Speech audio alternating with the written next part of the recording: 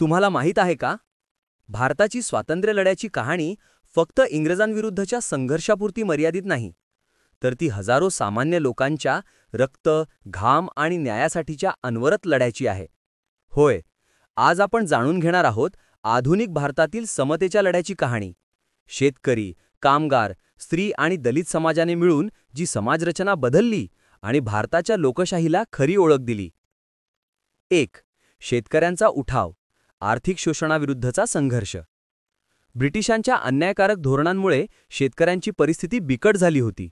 उत्पादन होवो अथवा न होवो, शेतकरी नेहमी कर्जबाजारीपणाच्या जाळ्यात अडकलेले होते.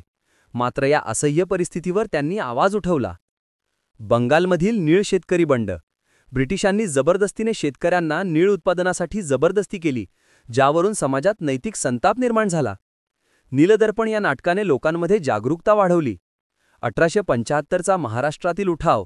शेतकऱ्यांनी जमीनदार आणि सावकारांच्या अत्याचाराविरुद्ध मोठा आवाज उठवला. संघटित शेतकरी संघटना. बाबा रामचंद्रांच्या पुढाकाराने किसान सभा, प्रा. एन.जी. रंगा यांच्या पुढाकाराने अखिल भारतीय किसान सभा स्थापन झाली. साने गुरुजींनी शेतकऱ्यांना नैतिक बळ दिले आणि सामाजिक सुधारणा जोडल्या. या शेतकरी चळवळींनी ग्रामीण भारतात आर्थिक शोषणाच्या प्रश्नाला राष्ट्रीय मंचावर आणलं आणि पुढे कामगार चळवळीसाठी मार्ग मोकळा केला. 2. कामगार चळवळ, संघटित शक्तीचा उदय. औद्योगिक क्रांतीनंतर भारतात कामगार वर्ग निर्माण झाला, परंतु त्यांना बिकट परिस्थितीत काम करायला लागले. अपुरे वेतन, अपुरी सुरक्षा, अनिश्चित कामाचे तास. नारायण मेघाजी लोखंडे, भारतीय कामगार चळवळीचे जनक, बॉम्बे मिल हँड्स असोसिएशन स्थापन करून कामगारांना संघटित केले. त्यांच्या प्रयत्नांमुळे 1890 पासून साप्ताहिक सुट्टी मिळू लागली. All India trade union Congress AITUC, कामगार चळवळीला राष्ट्रीय व्यासपीठ मिळाले. कामगार वर्गात समाजवादी विचारांचा प्रसार झाला. त्यामुळे फक्त आर्थिक नव्हे तर सामाजिक आणि राजकीय हक्कांसाठी संघर्ष वाढला. कामगार चळवळीने वर्गीय जाणीव निर्माण केली आणि समाजवादी विचारांना बळ दिले. हे संघर्ष स्त्रियांच्या हक्कांच्या लढ्याशीही जोडले गेले. 3. समाजवादी चळवळ, समतावादी दृष्टिकोन. स्वातंत्र्यप्राप्तीनंतर भारताची उभारणी फक्त राजकीय स्वातंत्र्यावर नव्हती, तर सामाजिक आणि आर्थिक समतेवर आधारित असावी अशी तरुण नेत्यांची तीव्र इच्छा होती. काँग्रेस समाजवादी पक्ष. 1934 मध्ये नाशिकमध्ये आचार्य नरेंद्र देव, जयप्रकाश नारायण, डॉ. राम मनोहर लोहिया यांनी स्थापन केले. त्यांनी शेतकरी, कामगार आणि समाजाच्या हितासाठी लढा सुरू ठेवला. साम्यवादी चळवळीचा उदय. मानवेंद्रनाथ रॉय यांसारख्या नेत्यांनी कामगार आणि शेतकऱ्यांच्या संघटनांना बळ दिले. या विचारांनी समाजातील रूढी आणि पारंपरिक संरचनेवर आव्हान समोर आणले, जे स्त्रियांच्या हक्कांच्या लढ्याला नवी ऊर्जा मिळवून देणारे ठरले. 4. स्त्रीमुक्तीचा लढा, सामाजिक सुधारणा आणि हक्क.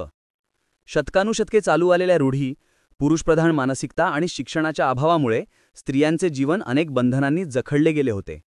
मात्र त्यांनी आपले नेतृत्व स्वतःसाठी केले. पंडिता रमाबाई आर्य महिला समाज, शिक्षणासाठी मार्ग उघडला.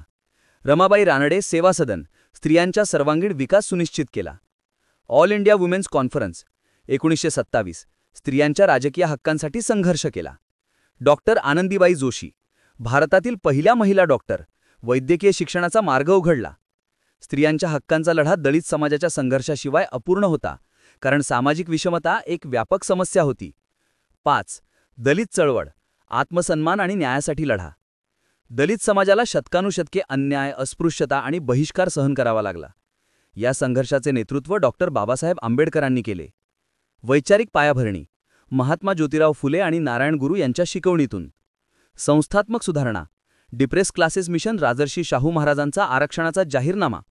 डॉ. बाबासाहेब आंबेडकर. बहिष्कृत हितकारिणी सभा, महाडचा 14 तळे सत्याग्रह, काळाराम मंदिर प्रवेश सत्याग्रह. त्यांनी सामाजिक, आर्थिक आणि राजकीय समतेसाठी कायद्यांद्वारे मार्ग तयार केला आणि भारतीय संविधानाच्या माध्यमातून या लढ्याचे शाश्वत फलित दिले. 6. निष्कर्ष, एकत्रित समतेचा विजय. शेतकरी, कामगार, स्त्री आणि दलित समाजाच्या संघर्षांनी मिळून भारताच्या स्वातंत्र्य लढ्याला सामाजिक आणि नैतिक आधार दिला. प्रत्येक चळवळीने आपल्या क्षेत्रात शोषणाविरुद्ध आवाज उठवला आणि मानवी प्रतिष्ठेसाठी संघर्ष केला. शेतकऱ्यांनी आर्थिक विषमतेला, कामगारांनी वर्गीय विषमतेला, स्त्रियांनी लिंगभेदावर आधारित अन्यायाला आणि दलितांनी जातीय विषमतेला आव्हान दिले. या सर्व संघर्षांचे फलित संविधानात उतरणारे आहे. आरक्षण, समता, स्त्री-पुरुष समान हक्क, कामगारांचे अधिकार ही सर्व समतेच्या लढ्याचीच उपज आहे. तर पुढच्या वेळी जेव्हा आपण भारताची स्वातंत्र्य लढ्याची कहाणी ऐकू तेव्हा फक्त राजकीय नेते नव्हे तर हजारो सामान्य लोकांच्या संघर्षाचीही आठवण ठेवा, कारण हे संघर्षच आधुनिक भारताची खरी ओळख आहेत.